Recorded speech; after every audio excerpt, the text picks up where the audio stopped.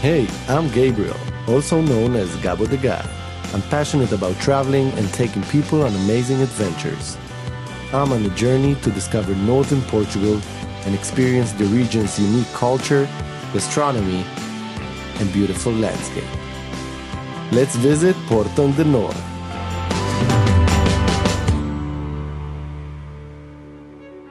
Portugal's northern region is rich in heritage and history, so I'm visiting some of its most impressive sites. I start by visiting a cluster of three major historical and holy places, the Tarouca and the Salzedas monasteries and the sanctuary of Lamego.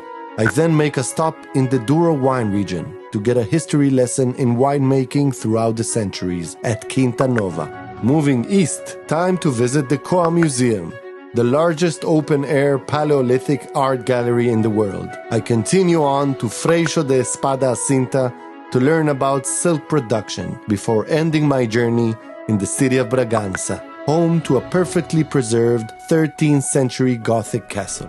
I came to São João do Tarouca, a place where religion, tradition, and archaeology gathered to tell the wonderful story of a small group of monks that came to build the first monastery in Portugal.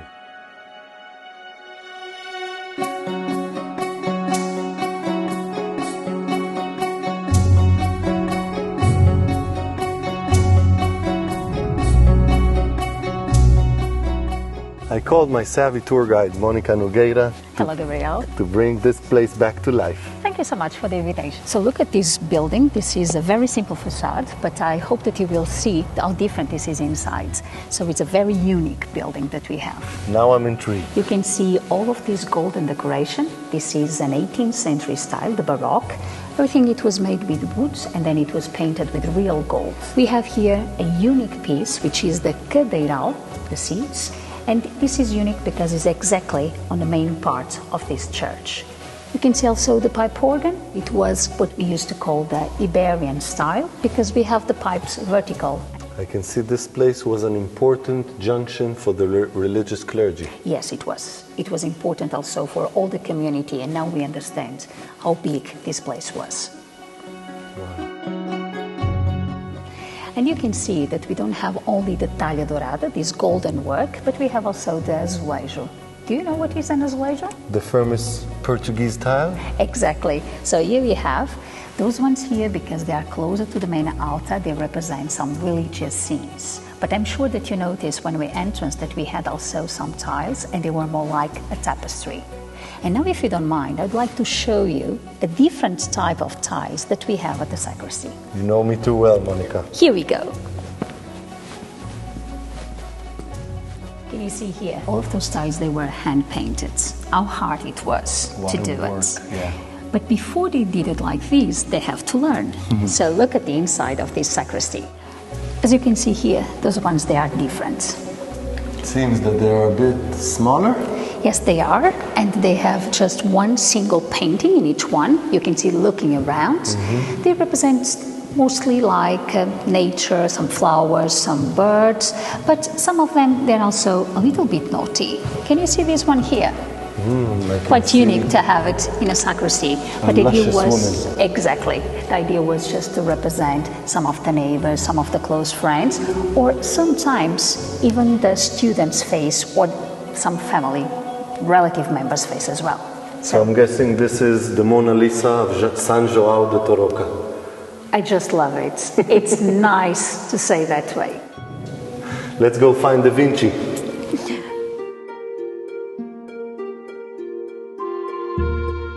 The Salzedas monastery was built around the 12th century and belongs to the order of Cistercians.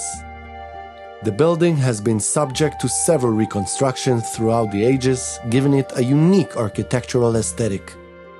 Within the monastery, there is a museum displaying sculptures, relics, and religious art.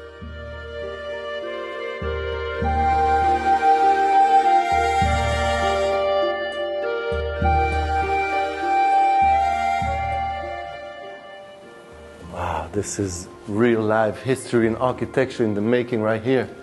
I could actually hear the masons working, putting the tiles in place, chiseling the bricks, and eventually at the end of the day, they would come and sign their name. And you can see this cross right here that identifies the mason. So eventually, at the end of the day, he could get paid. Throughout the centuries, this region has been chosen by different peoples to establish and live here, each one living testaments of their culture behind. This is one of the oldest human settlements in northern Portugal. It is around this abbey that Lusitanians, Romans, and later on Visigoths and Muslims built their own villages. My next stop is the city of Lamego. Here we are back at the top of the hill of the city of Lamego, just beneath the beautiful church of Saint Mary of the Remedy.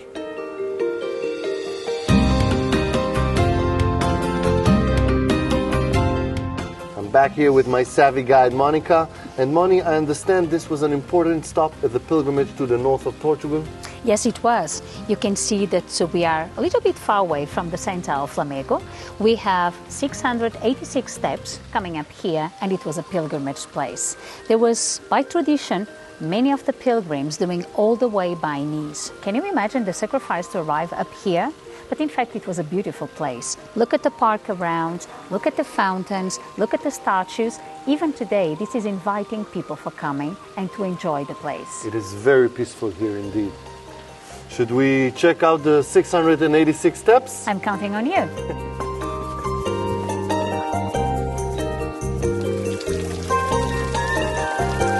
Hey, cheerio!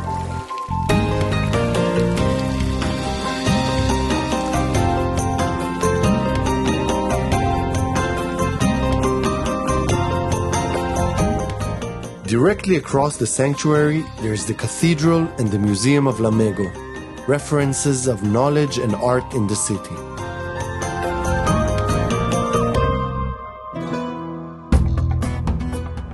I've arranged to meet with Eduardo, a wine expert at Quinta Nova. He knows all about this region and the way they've produced wine here for centuries. Seeing this landscape filled with terraces and barren hills makes me wonder, how did they create these terraces? Makes me more curious, and I think Eduardo could shed some light about this interesting way of cultivation. Okay, Gabriel, welcome to Quinta Nova. Thank you. It was an incredible journey here, Eduardo. Yeah, very nice spot here in Douro Valley. Quinta Nova, one of the oldest from this region, more than 250 years. Wow. Yeah. Legacy in the making. A legacy with 500 artifacts that we have here to show the ancient way that we used to use to do our famous port wine. Sounds fascinating. Let's do it. This is the first point that you can see, and show us a lady doing the job of the cutting process, the harvest itself. Our grandfather used to say that the ladies have more gentle hands to do the job, because for the men it was reserved another way that you can see. Now you can see the very hard job doing by those guys. For sure that we don't use this anymore, but you can imagine for centuries that they use those big baskets with a weight between 60-75 kilos. Wow, it seems heavy. You can imagine all day with this, extremely hot. And through the top terraces to the bottom. Exactly, you can imagine those hills very steep. You can see what they use on his head to support the weight of those big baskets here on top of his neck. Like a belt to reduce the weight from and one not way. only to balance much better. You can already saw those very steep hills, so they need that to balance much better. The little stick to up to walk, not only for that. With this little thing, it's like that, and balance. All day with this, extremely hot, very hard job. And then you can see different ancient tools. Some we still use. This is an ancient tool that they use, a crash and destemmer, the machine that they use, what they put the grapes, everything on top, and look, they will roll this, will crash, will smash everything, and then everything will fall to sometimes in the big tanks on those that we call lagars. For sure, the most important step to do the fortification of the port wine, the lab, an authentic chemical lab, as you can see. As man interferes in the process of fermentation. Because in fact it's a fortification of the port wine that we are talking about. Several ancient tools where they were able to make some measures, the alcohol level, the sugar level, the pH, you name it. You can see here how they work the oak for the port wine. Because remember, when we are talking about the oak for table wine, dry, still wine, as you want to name it, we use the oak barrels 5 cycles, but for port a lifetime. After we wash them, with a piece of chalk, we will mark and we'll number the wood from the clockwise, number 1, number 2, number 3, and then they will disassemble everything. And look, go everything to the old tool, muleta, they put here, and then they will get and remove all that glue out, clean everything, put everything together and reuse. Eduardo, you left me curious with this chapel. Could you take me there? Yeah, sure. So the little chapel, we go down to the river now, and we go and you'll see an awesome. Let's hit the road. Little chapel. Very good lunch, very awesome wines, and all those landscape. That's the recipe for the good life. Yeah, exactly.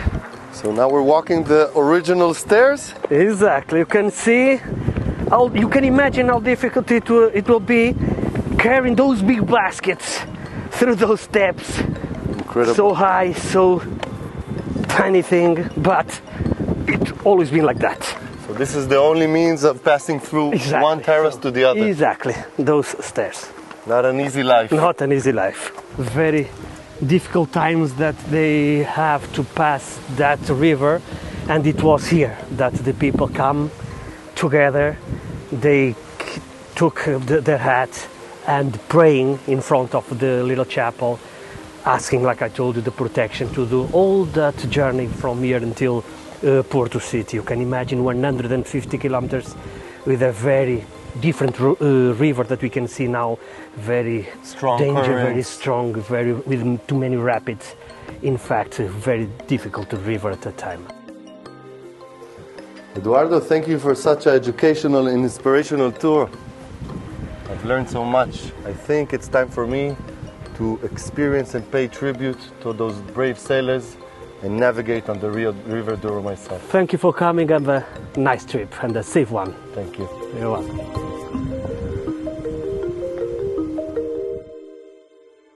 I travel northeast along the beautiful banks of the Douro River to reach another valley.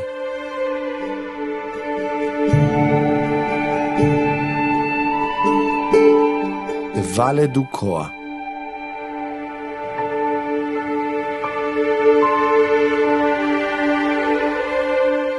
In order to understand the religions and traditions of Northern Portugal, one must understand history.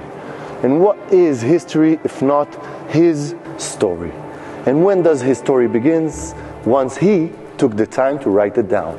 Here in the Museum of do Coa, they tell the story of the first expression of man engraved in the bedrock. Olá, Gabriel. Hi, Dalila. Bem-vindo ao Museu do Coa. Thank you. I'm thrilled to be here. O Museu do Coa é o maior sítio do mundo da arte paleolítica ao ar livre e mostra o que somos nós, a humanidade, desde há 25 mil anos até aos dias de hoje. A arte paleolítica reflete a sociedade de caçadores e recoletores que viviam neste território e pela primeira vez na humanidade fomos capazes de reproduzir o que chamamos hoje em dia de arte. E esse grande ciclo artístico do Coa mostra o quão importante foi este território durante 25 mil anos.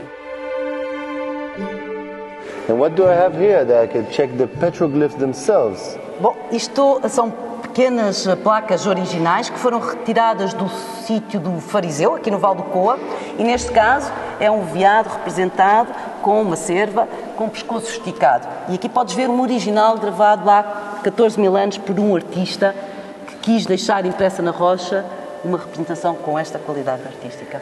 Nós temos neste momento mais de 80 sítios com arte no Coa, mas só 3 é que estão abertos ao público, onde os visitantes são acompanhados com guias que fazem toda a explicação, toda a contextualização do que era este homem e como vivia no Paleolítico Superior, e as visitas são organizadas em viaturas todo terreno, que podem depois usufruir também de uma paisagem absolutamente incrível e quase intocada pelo homem.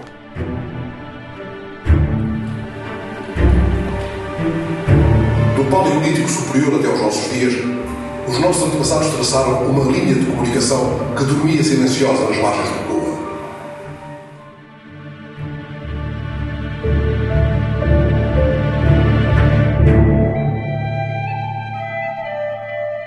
The nearby village of Freixo de Espada Cinta is home to the Museum of Silk and of the territory. Inside, you'll find zoomorphic sculptures dating back to the Iron Age, particularly common in this region. There are also tools representing the main labor activities in the territory throughout the centuries, and the Piece de Résistance, an introduction to the world of silk.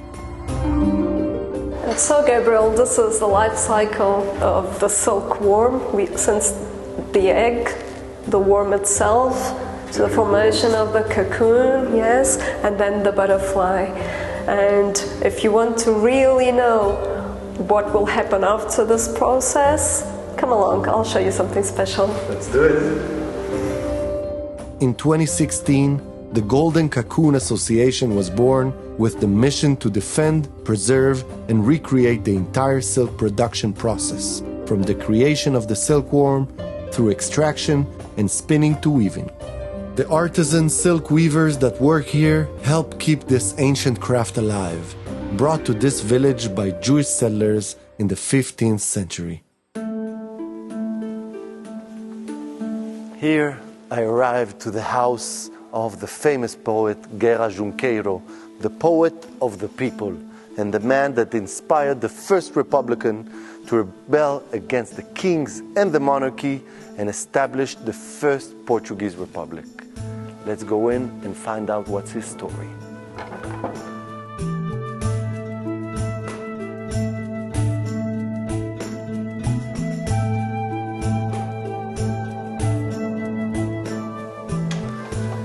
As you can see, the fascinating doors of the village did not skip the poet of the people's house.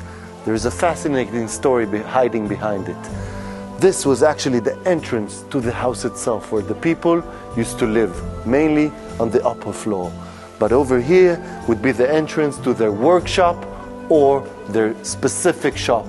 And this village of artisans and craftsmanship was slowly establishing itself as a prime location of silk production, craftsmanship, and art. An ancient tradition that is still told here in the village talks about the new Christians, the Maranos, that used to come here after the expulsion of Spain, and there was a small community living in the city. Each of them is known to shape the entrance door to his house, these rocks, in this funny looking angle that is a part of the architecture of the time. But the tradition says that they used to recognize each other's house walking through this short alley here in the darkness by touching the cornerstone of each house. So then they would know this would be a safe house for them. As I roam the streets of the village, I discover more and more secrets hidden in the rocks. So it was in this place where the religions of Judaism and Christianity met, and the process of syncretism began. The year is 1492, the Jews are expelled from Spain, and they march on as they start their journey into the safe lands of Portugal. After crossing the border, they arrive here to this village of Freixo da Espada à Cinta, and it was in this area where they were able to settle down and begin a new life. Through the picturesque northern interior, I make my way to the last stop of my historic journey to discover the beautiful heart-shaped castle of Bragança. Today I'm in Bragança, the city behind the mountains. The north gave birth to the first and last family dynasties that ruled the Portuguese kingdom. Although the capital slowly moved down south from Guimarães to Coimbra, eventually ending up in Lisbon, don't be confused. The North remembers.